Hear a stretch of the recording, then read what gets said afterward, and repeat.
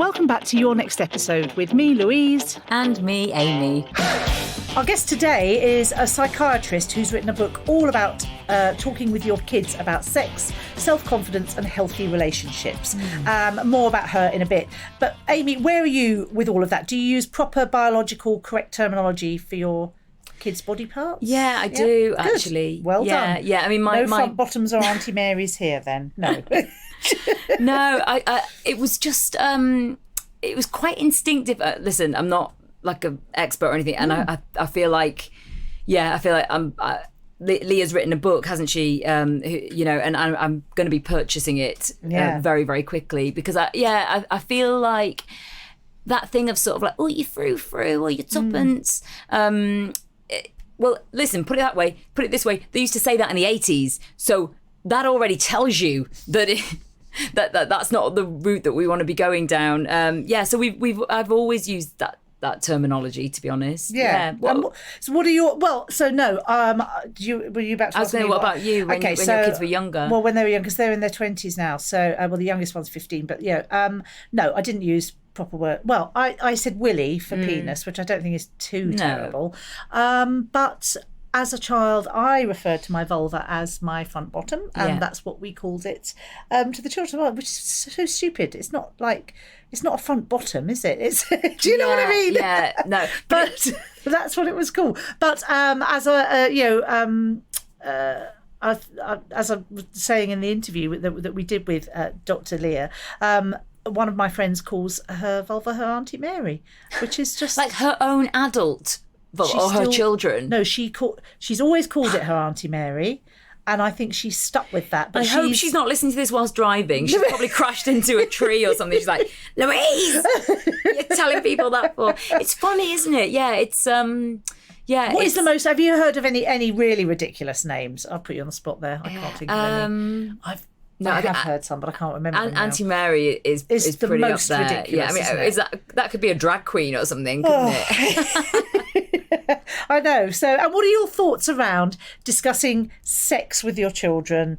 Yeah, is that because when I lived in London before I had kids, before I got married, I worked with I did a lot of youth work. I did a lot of work with deaf children, actually. So I was learning to sign. I was doing my BSL, sort of level 1, 2, and 3, and we had a lot of, just a lot of kind of heavy stuff go down. It was sort of Battersea. I worked in a Battersea sort of estate for Wandsworth Council, and so there were lots and lots of issues sort of there.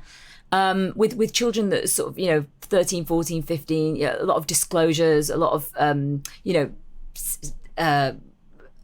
safety measures put in place with families and stuff like that, and disclosures. I feel like that gave me a little bit of just a bit of a sort of heads up of making sure that my children, when it came to it, just age appropriate stuff. But then what happens is you have your kids, don't you? And it's just sort of like a battle to get through the day for those first few years. And it's a bit, it's the driving analogy, isn't it? Like your mirror signal maneuver. Have I got the seat in the right position? Am I indicating? It's so many fucking things to remember, to do, to make sure that you,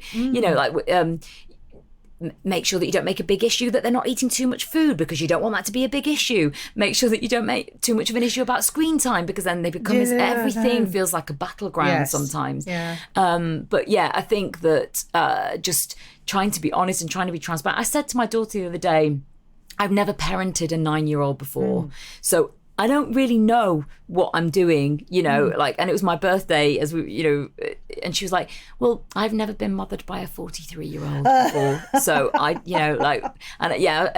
just... But actually, I think that kind of honest conversation where you go, is really important. Yeah.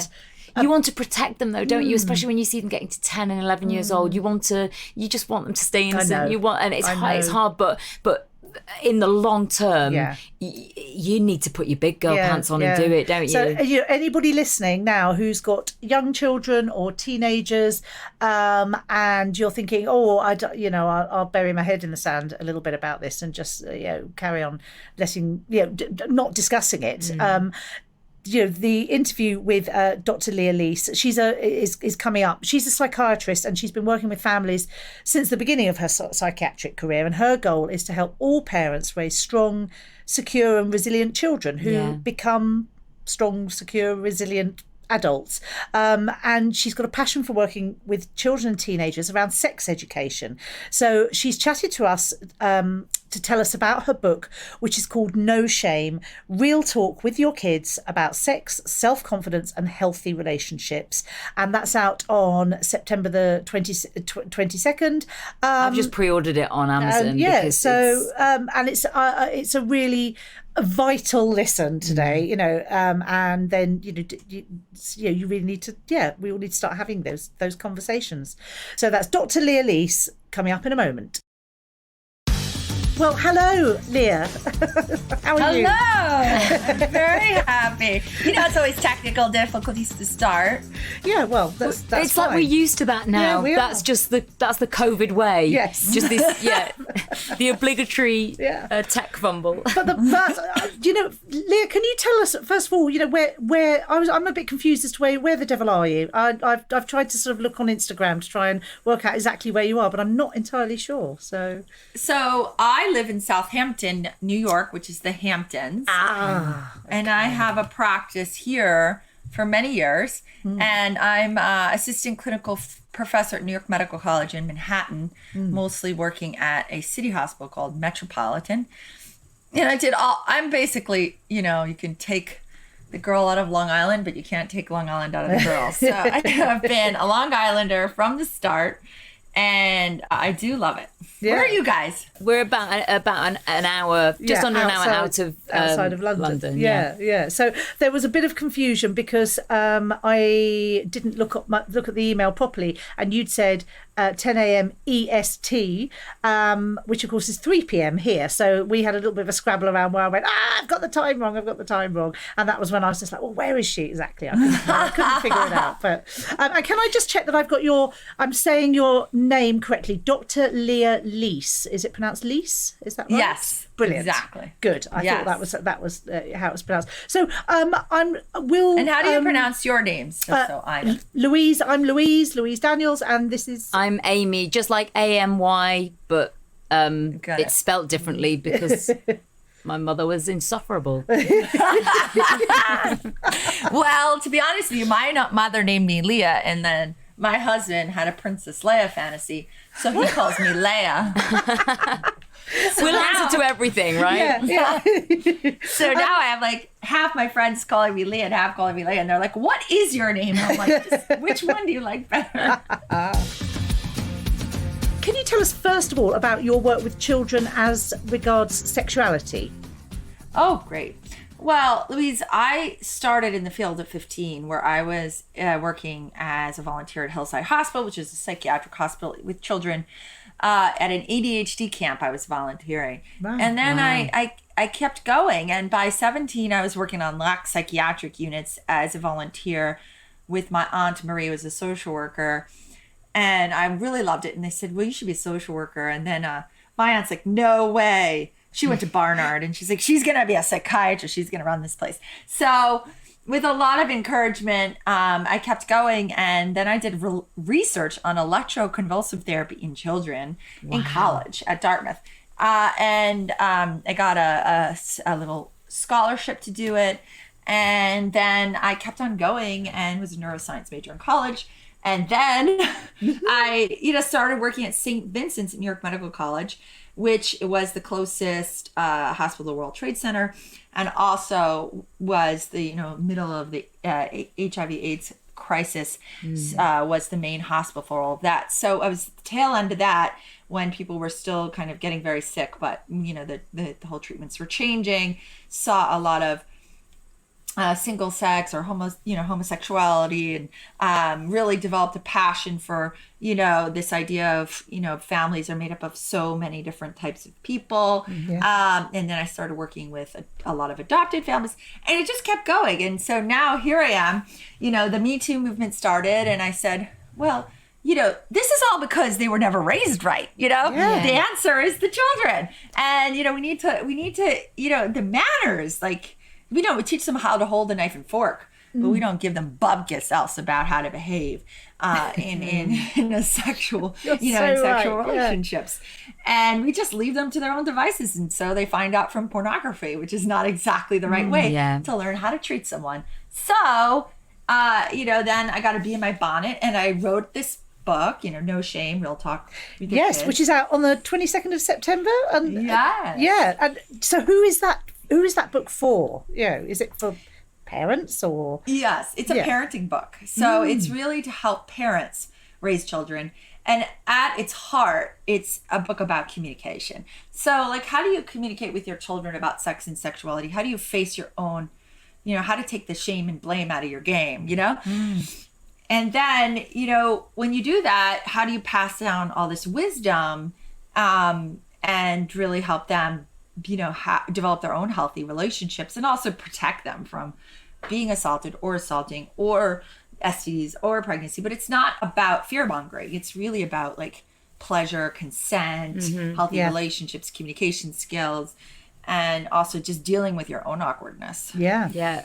I mean, our listeners, Lea, will have children ranging from kind of babies right through to sort of young adults. I think it would be really helpful if it's okay with you to sort of go through a sexuality timeline of childhood, because presumably, it begins from the very beginning, like you were saying before, you're building those foundations, aren't you? I mean, could you condense that for us in a sort of bite size? Sure. Yeah, people always ask me at what age do you talk to children about sex? And I'm always as soon as they can talk, because it's the sex talks are ongoing. So it starts with simple things like actually naming the body parts for what they are, testicles, penis, vulva, labia, vagina's on the inside. Not calling them silly names then, yes, foo-foo or your jewel, your bug. One of my friends called hers her Auntie Mary, which I just think was just where did that come from? That's so British. I know. I'm gonna call my vulva my Auntie Mary just to really confuse everyone. Absolutely. So teaching them the proper names for parts of their bodies. The body, which shows in studies actually to be incredibly protective against sexual abuse and assault. Predators will not prey on children who know the names of these things because they think they'll be told out, and police and authority figures are more likely to believe them if they say that boy touched me on my vulva. They're that kid knows what a vulva is. They're not confused. A biology savvy child is quite likely to put off a predator. I hadn't thought of that. It's so interesting because I remember I've got a 9-year-old and a 5-year-old, Lea, but when my 9-year-old girl was really young, and obviously we're just, nobody gives you an actual manual really what to do with these kids when you get them home. Well, until now she's written it, but my husband, I guess just because that's what they did in the 80s, he'd be sort of in the bath, let's wash your tuppence or whatever, or your Auntie Mary. But obviously as we've discovered, there is that ambiguity, and I remember sort of saying to him, let's wash your vagina. She's literally 6 months old, 7 months old, but even then I was kind of because this is something that I'd come across before, and he was like, no need for this technical language, but actually then there's no ambiguity about who Auntie Mary is and where she went, and it's so important. And then if you actually have an Auntie Mary, you're totally confused. Absolutely. Oh, right. So and then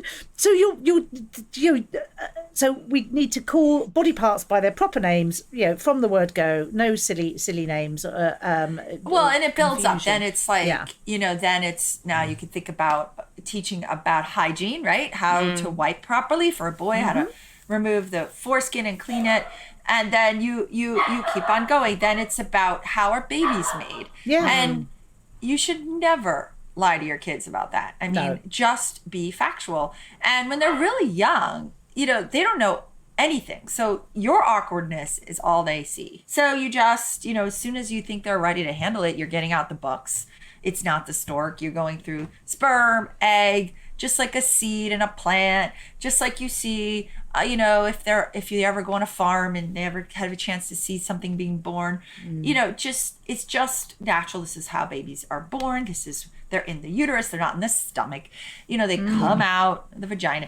And you're just talking about it like very naturally, like you would how you make a cake or how you brush your teeth and why. And, you know, so that way, you know, and then of course there comes the day, you know, if they don't ask, you tell them, but there is the day when my daughter was 6 where she said, well, exactly how does the sperm get to the egg? And I was like, yes. I was like, aha, you know, and that's when you sort of layer in, okay, this is what sex is. And, you know, and then you can also layer in, okay, not all babies are made through sex. You know, there is some babies are made in test tubes. Yeah. You know, it's called IVF. And then some babies get to their families through adoption. Like they have a birth mother and then they have their mother, and they have a birth father and they have their father, and they're not the same person. So, you know, then you can really have fun with it, and they kind of blow their little minds because they're like, wow. Would you recommend with small children then, when they're asking about how babies are made, getting like a picture book? You know, there's loads of books out now, aren't there? Would you? Yeah. Is that a good? I suppose it'd be a good way to start the conversation. It's so amazing because it's hard to know exactly what to say. I mean, the language, because you're not, you know, a developmental psychologist to know like what language they'll understand. Find somebody who wrote a book, you know, and then you'll have the right language, and the pictures, you know, will engage them. So they loved, when I was pregnant, my older daughter loved to look at, you know, pictures of the developing baby. She was like, oh, this is what it looks like now. This is what it looks like now. Wow. So, you know, you really keeps them engaged in the whole thing. And then, you know, they'll ask about, okay, how does that happen? And you just say, you know, the penis and the vagina and the vulva, and it gets inserted and it feels really good. And then the seed comes out and that's called the sperm, you know. And then they're like, okay, I get that. And then, you know, it's like, you know, but you say, hey, it feels really good. So people don't always just do it to make babies. They also do it because it's fun. And that's where the whole concept of pleasure comes in. And that's when you get a phone call from the school saying, Mrs. Cooper, your daughter has been... Well, I would like to just ask you about that, because it's not something that, you know, so my children are in their 20s, my older children. Now, that was not something that the other mothers would have been very happy about saying. Yes, true. You know, that it's fun and you're meant to enjoy it. When my daughter was in her teens and we had a conversation about sex, and we were talking about sort of, I wanted her to... what I said to her was, it should be really good fun, and it should, you know, you should really enjoy it. And if you're not enjoying it, that's an indication. You know, if you're feeling you're going to do something that you're not ready for, and you're not really like wanting to do it, then that's telling you that it's the wrong person, the wrong situation, the wrong time, because it should be good fun, and you know, you should really enjoy it. And the other mothers, so she must have been about 13 or 14, and the other mothers, friends of hers, were all pretty pissed off with me because they weren't they didn't think we should be telling our daughters that they should be enjoying sex. And I mean, so Isn't that misogynist? Mad, and it's very, very rude. So we're talking about, she's 25 now, so we're talking about, you know, 12 years ago. And I know things have changed a bit, but actually I think people are still really uncomfortable about telling their children that sex is something enjoyable. And telling girls that sex is enjoyable. Yeah, well, female pleasure has always been something that nobody wants to talk about. I have a couple thoughts. The first is, don't get me wrong, you have to tell your kids it's something you do when you're an adult, or when you're older and you're ready, because you know your body needs to be ready. Yeah, of course. I mean, I just want to be clear. Yes, you know, absolutely. But what you did was perfect. I love it. I think you were ahead of your time. Yeah. Oh, thank you. I've stuck to that, and I really feel that I was ahead of my time. But at the time, people were cross with me. Yeah, but sorry, carry on. And you know, at its heart, I think there is a little bit of this fear of women embracing their sexual power. I think men and society is generally scared because women are so powerful, because they can do something that is so amazing. and, not just multiply orgasm, but give the gift, give birth. And women may not be as strong physically, but they are way stronger in terms of their health parameters. They live longer. They look at how they're doing with coronavirus compared to men. So, it's kind of like men burn bright, but women last way longer. And, I think there is a little bit of a fear of embracing that power in women. And women being afraid of embracing that power of women. I mean, what are we so afraid of that we're going to take over the fucking world? Do you know what I mean? Like, we need to have this conversation with our young girls and young boys, actually. And also the conversation for boys. And I love when mothers sit down their boys and tell their boys this, and they all should. It's in my book, which is, if she is not really wanting to have sex, if she is not really enjoying it, you should not be doing it. Yeah. Like, you've not figured it out. Like, figure out where the magic button is. Like, figure out how to do it. Yeah. Take your time. It's funny. You shouldn't have to push them into it. If you are, then it's not right. Absolutely. My kids kind of play fight a lot. Siblings do that a lot. But I sometimes say to my older girl, when she's literally punching the shit out of her younger brother, and I'm like, right, are we both enjoying this game? Yeah, and that goes back to consent, doesn't it? And within that parameter of play, like, no, he's crying now. Yeah. No, you're hurting him now. And I guess it's really teaching them about boundaries, isn't it? Very well done. And the boundary discussion you brought up is so important, because boundaries start as soon as they can talk, even before. It's like, this is my body. This is the other child's body. I don't have the right to come into that space unless I'm welcome. And that is something that can be taught from very early on. Even things like, I'm in the bathroom right now. I'm trying to use the bathroom. Like, this is my boundary. Like, you need to stay outside. Like, I know you need something. But it starts there, and it's like, oh shit, Leah, I'm not doing very well on that front. I rarely get to take a have a bowel movement on my own, quite frankly. Right, I'll work on that, Leah. Yeah. I'll work on that. And also, I wanted to ask you about masturbation, and because that is something that I think parents find very difficult to talk to their children about, and presumably, you never shame it. You should talk about it. Encourage it, presumably, and just explain that it's something that you do privately, or yes. How do you have conversations around that? It's interesting, because the Northern European approach to masturbation is slightly different from even the most liberal American approach, which is that in Northern European countries, they completely ignore children who are masturbating, even from a very young age. They never say a word about it. They don't even say do it in private. They literally just let them do it at the dinner table, and it's up to all. It's like up to all the adults to ignore it. And what they're trying to do is to say to the young kid, like, everybody's ignoring you right now. Pick up those subtle cues and realize it's not something we do at dinner, right? And in America, we have a little different approach. I mean, the liberal parents, which are, you see your kid masturbating, you say, it's great, it's healthy, please do it privately, which is the approach I like to take. And then there's, of course, the conservative approach, was to tell them it's bad, or push their hands away, or smack their hands, or when a little kid, like a little baby's touching his penis, and the mom smacks the hand away, and I don't, or they'll just say no. And obviously I don't think that's the right approach, because it makes them feel shame.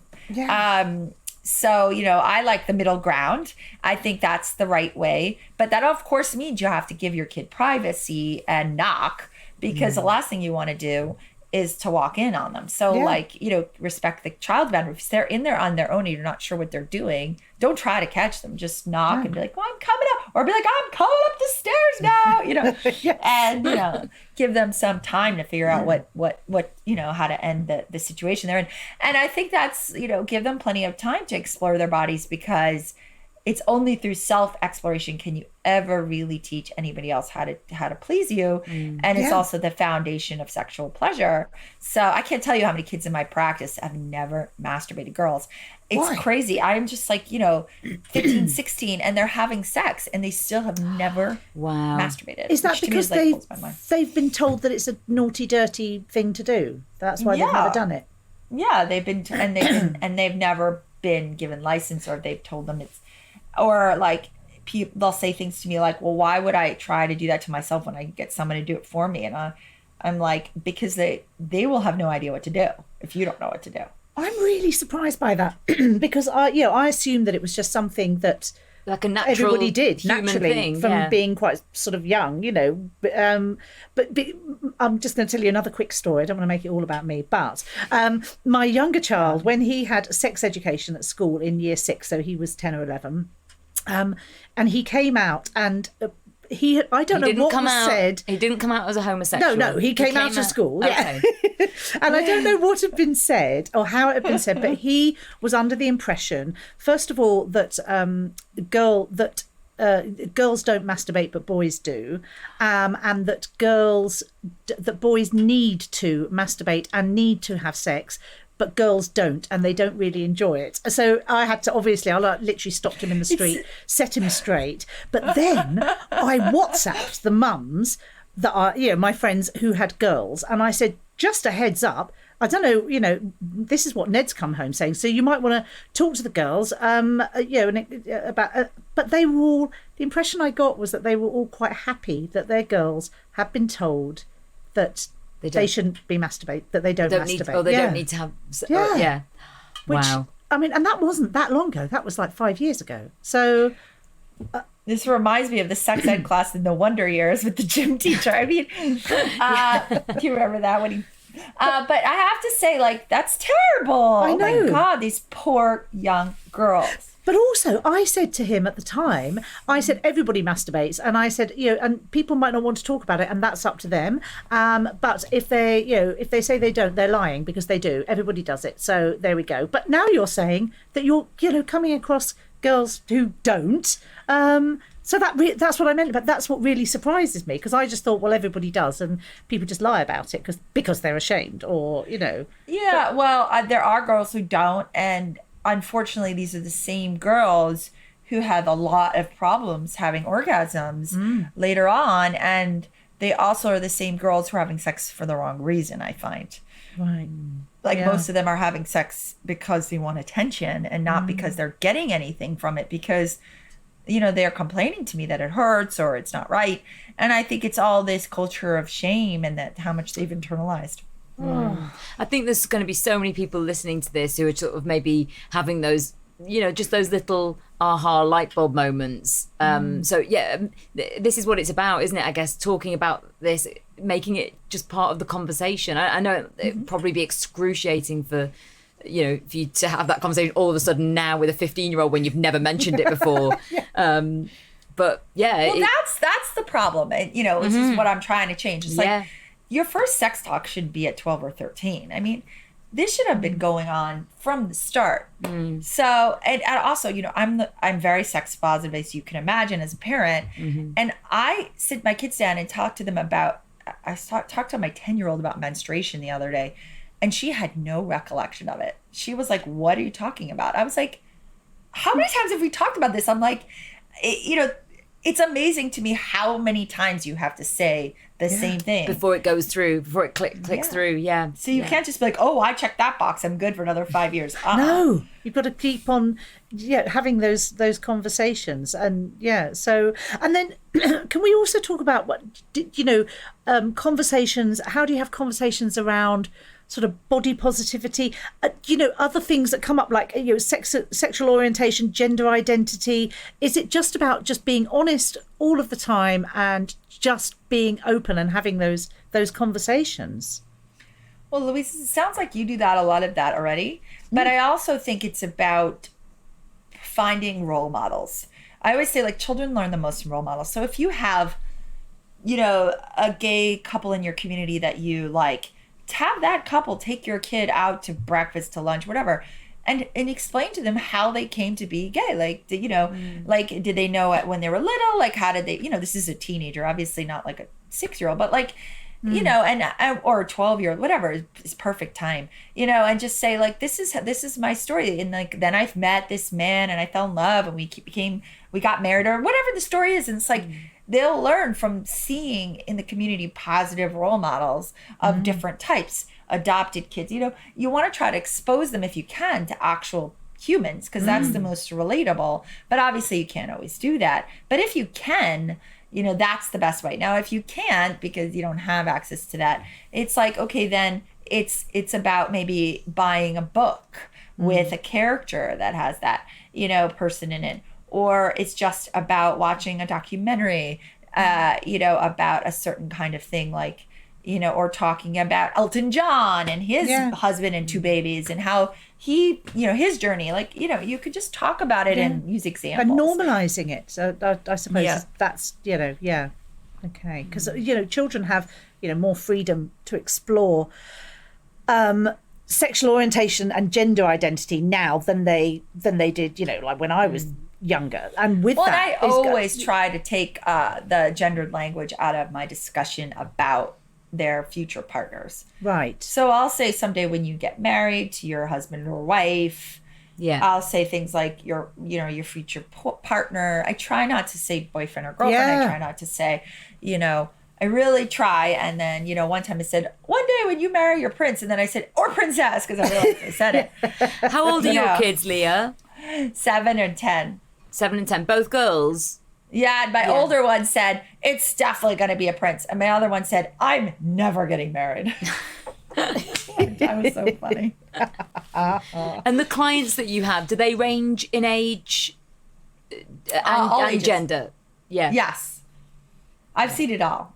Yeah. Sounds like you have. Yeah. And, you know, transgender, everything. I mean, I've seen it all. And you know, I've seen every kid. I mean, and adults. I see adults too, but children are my passion. Right. Thank you so much. I mean, like I said, I think there's going to be so many people who, you know, this is the great thing about podcasts, isn't it? You listen to a conversation like this, then you type somebody's name into Instagram or what have you done? Do you do many talks, or where else can people find you? Oh, thanks for asking. Yeah. You know, it's shamelesspsychiatrist.com or drlealis.com. And I have, you know, so many resources on there from Psychology Today, my blogs, the other podcasts, and you know, so you can find a lot of information there. And Instagram is Shameless Psychiatrist. And, you know, I just love this job. I think I'm the luckiest person on the planet to be able to do this. So... And can I just ask, just quickly, what I'd just like for anybody listening who's, you know, what would you say to a parent who's listening who's thinking, no, I don't want to talk about any of this with my child. I don't want to encourage my children to have sex or to think about it, and I'm uncomfortable with it. And, you know,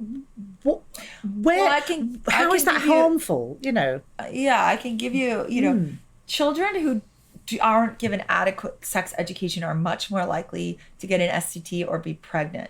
You know, the studies are conclusive on that. So you're actually leaving sex education up to an educator, possibly a gym teacher in the US, you know, who will give your kid the complete wrong information. Or guess what? Ding, ding, ding. Pornography. Yeah, that's where they're going to get it. Huge issue, isn't it? Yeah. It's huge. I mean, I can't even tell you. And people... children who are large consumers of pornography are actually more likely to be aggressive in their sexual encounters than children who do not view a large amount of pornography. And the only way to ensure that is obviously trying to put parental controls on things. But once they hit a certain age, you can't do that. It's more of like an open dialogue with your kids about like, hey, like you can watch it, you know, because I can't stop you. But really try to watch what you're watching because it's not good for you. And I always say, like, look at, like, you know, when you're a kid and you see, like, the poltergeist and you're, like, freaked out for days? You know what I'm talking about? Yeah. Haunted, Watching violent pornography can really be like that for young, you know, 12, 13, 14-year-olds. I have seen it absolutely haunt them and come to me totally, and they can't tell their parents, totally disturbed by what they saw, totally confused about their own sexuality, what their penis is supposed to look like, you know, how they're supposed to behave. And it goes against everything they instinctually understand about life, like gentle, kind. And it just upsets them to no end. It must be so traumatic for them. But I'm thinking, because even as you're talking about that now, I'm kind of thinking about a few things, like not only if you're almost, if you talk to your children about these things, and I, you know, like, because I've got young ones, I'm kind of like, I know what we're going to be discussing around the dinner table tonight. and it is making me think, God, like it's a bit like just putting them in a car and just saying, figure it out, you know, like you've seen, not that they've seen me having sex, but they've seen me driving a car. But do you know what I mean? Like other people are driving around out there in this metaphorical sexual world, probably have not had these conversations with their parents from this young. So it's almost like a protection thing for themselves, isn't it? Yeah. So we do need to have that conversation then, presumably about about mainstream porn and what would you... What do we need to say to them? That these are actors, you know, that consent happens off stage, right? Off screen, but it happens. That they already have, you know, the contraceptive and STD testing done majority of the time. And that, you know, a lot of these sex acts are fringe sex acts and they're not where you start. You know, at all. You know, you always start gentle. You always start soft. You know, no girl, despite what you want to see pornography, no 16, 17, 18-year-old girl wants to be hit or slapped. They just don't. So, you know, you might see it. Don't do it. Yeah. And that's the conversation, you know? Yeah. And if it disturbs you, turn it off and find something else, you know? Yeah.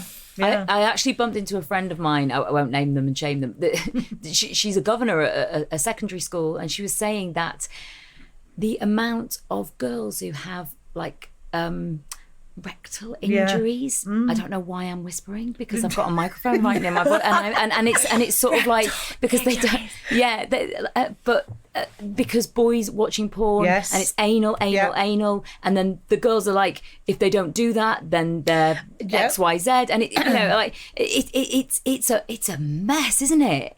You know, but without that education, without a girl in that situation being able to go, well, I'm not doing that. I don't give a shit about what you say to me, or you know, I don't. Well, but you should talk to your teenage girl about anal sex, or your teenage boy, because guess what? He might be homosexual, and you're not prepping him for, you know, what's coming. So really, it's all gender. Just be inclusive. Again, it's another lesson to us all. Don't make assumptions. And, you know, even if he's not homosexual, he might experiment. So, you know, it's like, you know, you got to just say, like, you know, it really, if you want to go there, which I highly suggest you wait on that one because it's a big step. But, you know, lube and one little finger. It starts there. Like, it's, you know, like, don't start with the whole enchilada. Like, start with like a little mini top, you know? Like, you know. Yeah, and I just think actually spelling it out, because and again, this was a conversation that I had with he's in his 20s now, but when he was about 16, I just said to him, don't, you know, no girl wants to have your cock up her ass. I just said that, and I said, you know, like, not because I was talking about girls of his sort of age, and you know, and I just said, so, you know, just don't even ask. Or and if, you know, if a girl's saying that, you know, she's really keen to do that, I would just be very wary, because I think perhaps she's doing that for the wrong reasons at this age and at this stage, and you know, so again, it was something that I was quite happy to just say outright. But, you know, so all of these conversations need to be had, because we know, I can't remember the statistics now, but we know that, you know, children sort of 10 or 11 are watching porn, you know, and it's just that with the smartphone and you know, the kids in secondary school over here, our education system, they might turn up at school and someone goes, here, look at this, you know, maybe they're not sitting down and actively logging on and looking for it, but so there's no point burying your head in the sand, is there? As a parent, you've got to have these conversations, even if you locked in all your kids' technology, which I advise you do, obviously. But even if you do, you don't know who's going to show it to. No, of course. No, absolutely. Yeah, you're right. Which is why, you know. Yeah, so your book is, I mean, I think very, very much needed, Yeah. isn't it? So, and will give parents that sort of guiding, helping hand to start those conversations and how to do it. And yeah, it's called No Shame, Real Talk with Your Kids About Sex, Self-Confidence, and Healthy Relationships. So yeah. And is it a manual, Leah, or is it? No, it's such a fun. I wrote it, and I had my friend who's a sex researcher edit it, and then I looked at it and I was like, man, this is a little dry. So then I had my friend Jenny Diaz, who is a marketing person, go through and just make it fun. So it's actually really perfect. fun. It reads so fun. It's reads like your best friend. Brilliant. Brilliant. Like you guys, how you guys talk. Yeah. It's been so nice to chat with you. And, even though I know that some people are probably listening to this and, maybe a conversation, maybe there's an incident that's happened, that, all the kids have gone back to school and, they've had the summer to kind of mature a bit and they've all been on lockdown and then they've got back and, and maybe it is a bit triggering for some people listening to this because they've got this shit to deal with and it is something to deal with if you've not been dealing with it since 4 and 5 years old. But don't fear, don't worry. I think that your book is a really good resource to have, in your tool belt. Yeah, and we'll put all the details for how to get your book and to follow you on Instagram and stuff as well on the show notes. So thank you so much, Leah. Lovely to chat to you. Thanks. I'm glad to hang out with the other side of the Atlantic. Produced by Louise Daniels. Visit louise-daniels.com.